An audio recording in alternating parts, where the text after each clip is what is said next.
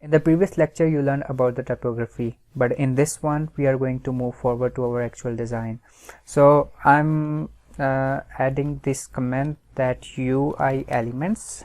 First we need to call this pricing and set its property to flex 1, so it will auto adjust according to the given space. I'm calling this pricing and flex 1.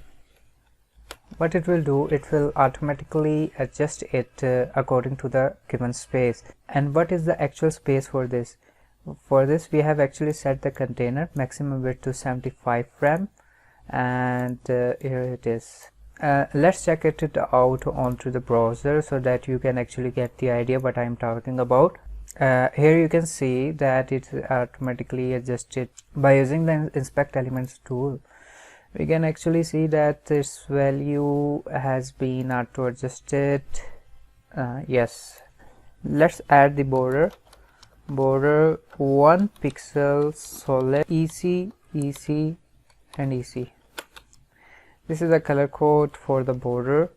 As you can see here, we have added a border to each box. Now I am adding padding to the top 2.5 frame, and setting its background to the white. Now we need to add the padding to the body and the header, but I'm not going to include the padding to its pricing itself, because I need to actually adjust this button without the padding.